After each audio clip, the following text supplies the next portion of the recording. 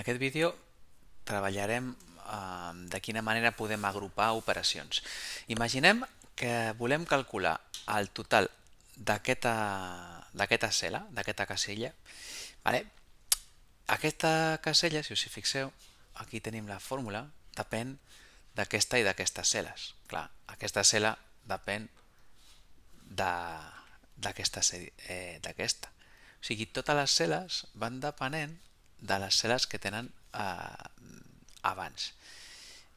Fem una cosa. Primera cosa, anem agafant les diferents fórmules, les copio sense l'igual i les enganxo aquí. De manera que podem revisar quin seria tot el procés. Vale? Vaig copiant-ho tot i ho vaig ficant a la dreta.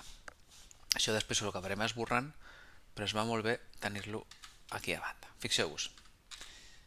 I aquesta última és aquesta, que explicava, no? Fixeu-vos que aquesta cel·la d'aquí, la G19, depèn de la 17 i la 18. La 18 depèn de la 17. La 17 de la 15 i la 16. La 16 de la 15. I per últim, la 15 de la G2 a la 14. Llavors, imagineu, clar, si jo volgués prescindir de tot això, pel que fos, si jo no només volgués mostrar l'IVA, tindria dues opcions. Una opció seria amagar-ho tot, que funcionaria igual perquè la resta, fixeu-vos que està aquí, està amagat. Però imagineu que pel que fos jo volgués que tot es quedés només en una fórmula. Llavors, aquí hauria d'haver-hi una fórmula més llarga que només depengués d'aquestes, de la G2 a la G14, que és el que intentarem fer. Anem a fer d'una manera molt senzilla. Agafarem tota aquesta info d'aquí i aquí ficarem el nom de la cel·la. Aquesta és la G15, G16, i com sabeu que podem fer sèries, doncs directament fem així. Agafem aquesta informació i l'enganxem en un arxiu de text normal i corrent, que podeu obrir, per exemple, en un document de Word. Jo ho faig aquí. Ho faig aquí perquè m'és més fàcil. Vale? Tenim això aquí. Molt bé.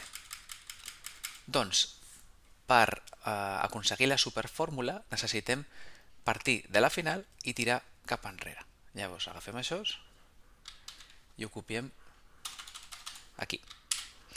G17 més G18. Però sabem que la G18 és tot això.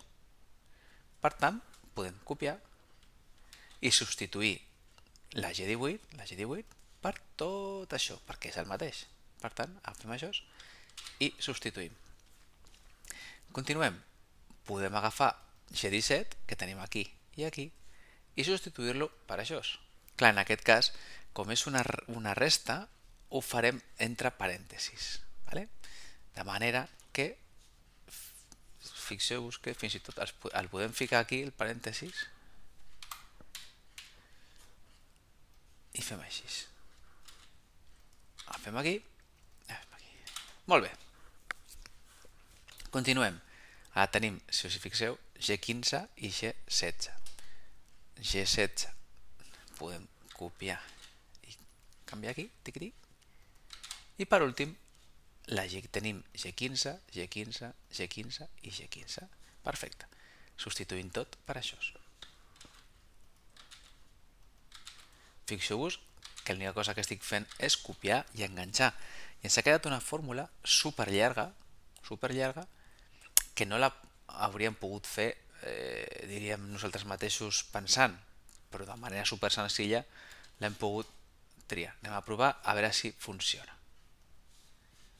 Anem a ficar-la, per exemple, aquí. I fiquem igual i enganxem la fórmula.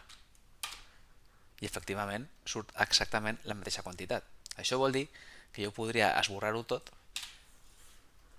agafar aquesta fórmula i enganxar-la aquí. I això esborrar-ho. I això directament podria agafar i eliminar-ho. I tindríem una fórmula, insisteixo, superllarga a la qual no hauríem pogut arribar nosaltres sols, però de manera automàtica.